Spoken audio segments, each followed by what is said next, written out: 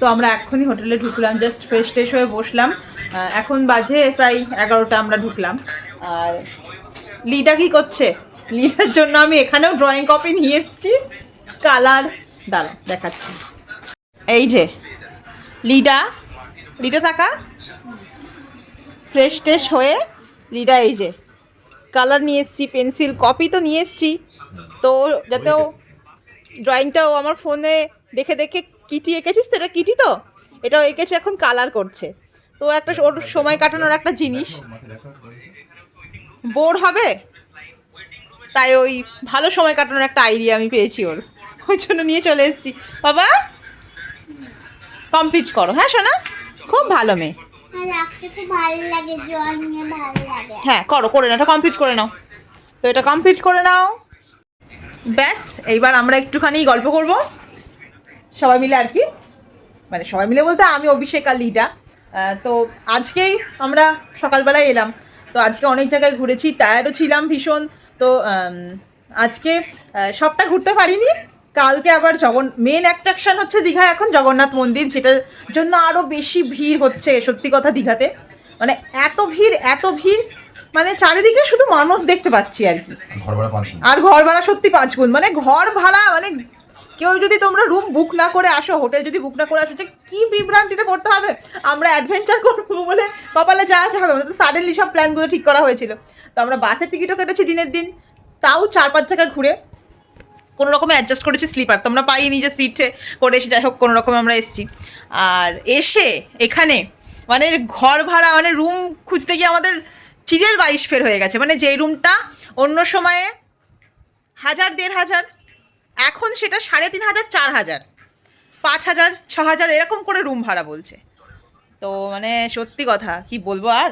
তো যাই হোক, সবাইকে আমি এটাই বলবো যে তোমরা কিন্তু সবাই রুমটা বুকটা করে এসো, নাহলে এই মানে বিভ্রান্তিটা তোমাদের পড়তে হবে না। তো যাই হোক, আজকের মতন গুড নাইট। আজকে হচ্ছে স্যাটারডে, তো আবার দেখা হচ্ছে কালকে সকালে। ব্যাস, আজকে হচ্ছে সানডে, আমরা সকালে ঘুম থেকে উঠে ফ্রেশ ট্রেশ হয়ে এবার কোথায় যাবো? ব্রেকফাস্ট করতে। আর এত রোদ, লিডা এই যে লিডা টুপি পরে রেডি হয়ে গেছে, তাই তো বাবা? এবার আমরা চা খাওয়া হয়ে গেছে, সুইমিং পুলে খেলতে। আচ্ছা ঠিক আছে, চলো চলো। আর এই যে আমি রেডি হয়ে নিয়েছি, দিদার সঙ্গে আমিও টুপিটা পরে নিই, অসম্ভব রোদ। হ্যাঁ সানগ্লাসটা নেব। ঠিক আছে ঠিক আছে। তুমি না ছেলেদের মতন পড়াতে হবে না, মেয়েদের মতনই পড়বো। মেয়েদের মতনই আমি করবো। আরে এটাও ভালো লাগে, দেখো না কাউবয় স্টাইল। না না না না, একবার দেখে নাও, তাহলে ঠিক করে নেবা। ছি ছি ছি, টুপিটা নষ্ট হয়ে যাবে, মনে হচ্ছে যে মাঠে চাষ করতে যাবো। দাদা আমি ঠিক করে দিচ্ছি, তুই বাবা ভাত দে না। চল চাষটা বলতে আমরা চলে যাই। চল রাখ, চল চল চল চল চল চল চল চল চল। সানগ্লাস দে, সানগ্লাস দে। লিটা তুই তোর সানগ্লাসটা পর। আমি পড়াছি। চলো।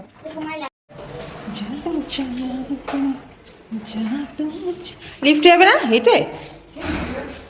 হাই হ্যাঁ চলো।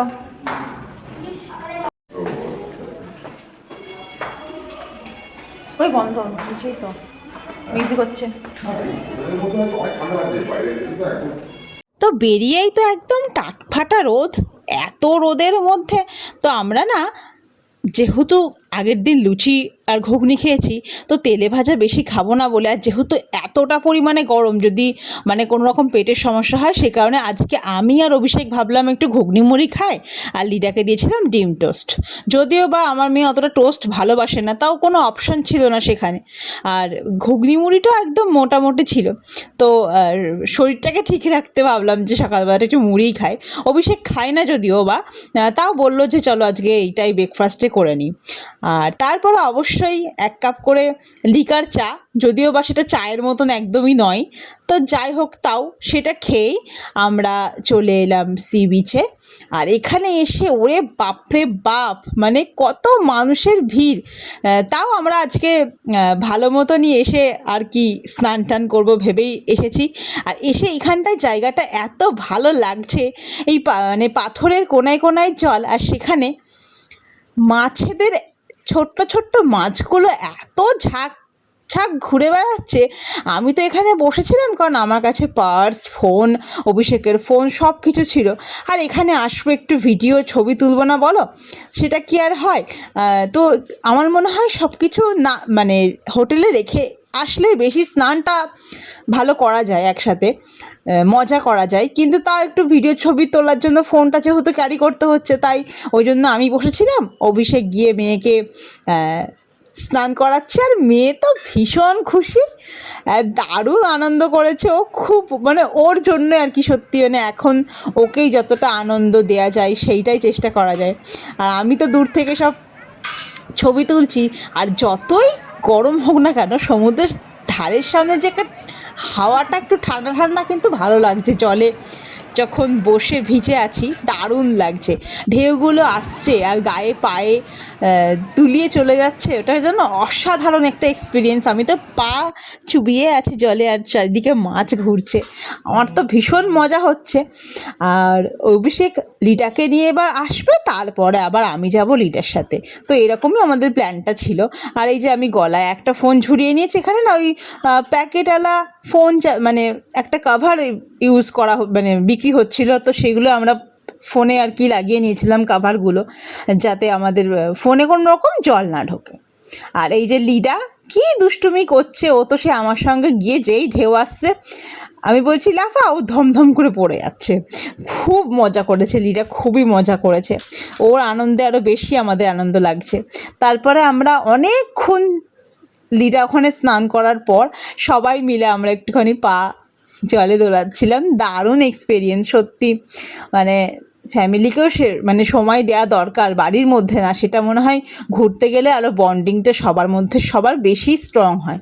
আর এই সম্পর্কটা আরও এগিয়ে নিয়ে যেতে সাহায্য করে এই ছোটোখাটো ট্যুরের মধ্যে দিয়ে।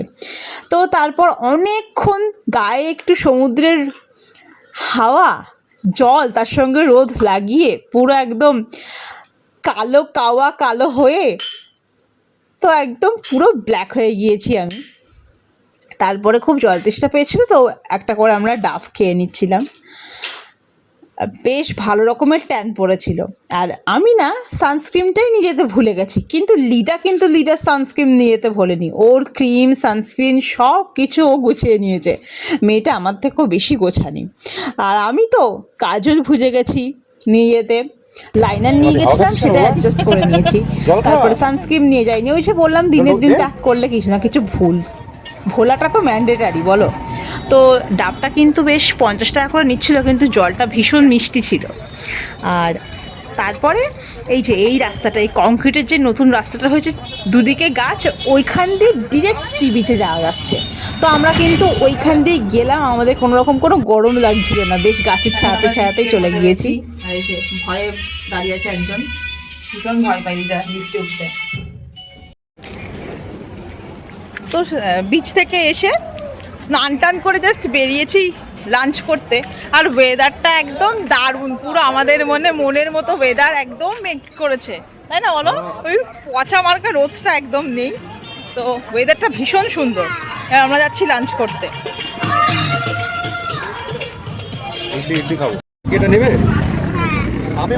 আর কালার আছে, পিঙ্ক টিঙ্ক কিছু আছে? এই টাকা হ্যাঁ ভালো লাগছে তো। আর আমি না বেশ অনেক দিন ধরে অপশানে এই সানগ্লাসটা রেখেছিলাম, আমার এত পছন্দ এই টাইপ অফ সানগ্লাসটা। আমি ভেবেছিলাম যে এরকম একটা সানগ্লাস কিনবো, তো দীঘায় গিয়ে পেয়ে গেলাম। তোমারটা বড়, ও তো তিন রকম পড়ছে, তারা ওটা আমি চয়েস করে দিচ্ছি, তুমি পড়ো, তোমারটা পড়ো।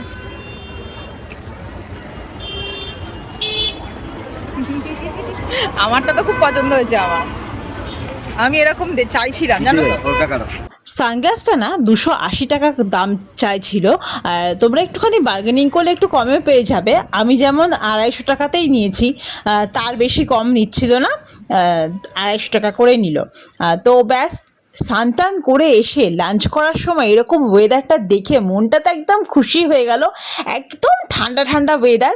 তো আমরা লাঞ্চ করতে যাচ্ছি ওই তো ফোর্ট স্কোয়ার থেকে বেরিয়েই জাহাজবাড়ির একটুখানি আগেই আজকে আমরা দেখলাম যে পৌষ পার্বণ লেখা, তো ভাবলাম এই রেস্টুরেন্টটায় যাওয়া যাক লাঞ্চ করতে। এক্সপেরিমেন্ট সব কিছুতেই করতে হবে। তো আমরা লাঞ্চের থালি অর্ডার করে দিয়েছি, আর আজকে আমরা না আমাদের জন্য 3 জনের জন্য 3টে ভেজ থালি অর্ডার করে দিয়েছি, কারণ চিকেন একদম ভালো লাগছে না, আর ফিশ তো লিরা খায় না।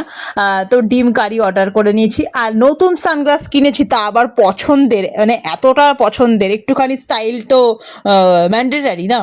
তো তারপরে দেখলাম একদম থালি চলে এসছে। থালিটা কি বলবো, 160 টাকা নিয়েছিল কিন্তু ভেজ থালিটা। তার মধ্যে তো পাঁপড়, একটা ছোট বেগুনি, স্যালাড, ডাল, মুগের ডাল ছিল, আলু পটলের রসা ছিল, ছিল আমের চাটনি আর টক দই, আর তার সঙ্গে অবশ্যই একটা করে গোলাপ জামুন ছিল।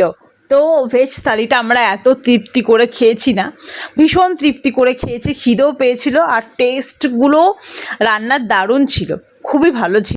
স্পেশালি আলু পটলের ডালনাটা এত ভালো লাগছিল, টেস্টটা খুব সুন্দর লেগেছিল, দারুণ তৃপ্তি করে আমরা খেয়েছি। আর লিটাও বেশ ভালো করে খেয়ে নিয়েছে, কারণ ডিম ছিল তো বলে, ওই জন্য ও খেয়ে নিয়েছিল সুন্দর করে। আর তারপরে আমরা না এবার একটুখানি রেস্ট নিয়ে নেব হোটেলে গিয়ে। তারপরে আজকে আমাদের মোস্ট অ্যাট্রাকশন দীঘার অবশ্যই জগন্নাথ মন্দিরে আজকে আমরা সন্ধ্যাবেলায় যাব, সেই জন্য আগে গিয়ে একটুখানি রেস্ট নিয়ে নেব, তারপরে আমরা জগন্নাথ মন্দিরে যাব। তো নেক্সট ভিডিও অবশ্যই জগন্নাথ মন্দিরের সম্পূর্ণ ভিডিও থাকছে, তোমরা দেখতে থাকো। তোমাদের আশা করছি ভিডিওটা ভীষণ ভালো হবে, খুব ভালো লাগবে, হেল্পফুল হবে, অনেক কিছু ইনফরমেশান যেগুলো যা দেওয়ার আমি অবশ্যই তুলে ধরার চেষ্টা করব। তো আজকের মতন ভিডিওটা এখানেই শেষ করলাম, কারণ পার্ট বাই পার্ট আমি ভিডিওগুলো সব শেয়ার করছি তোমাদের সাথে। তো আজকের মতন টাটা।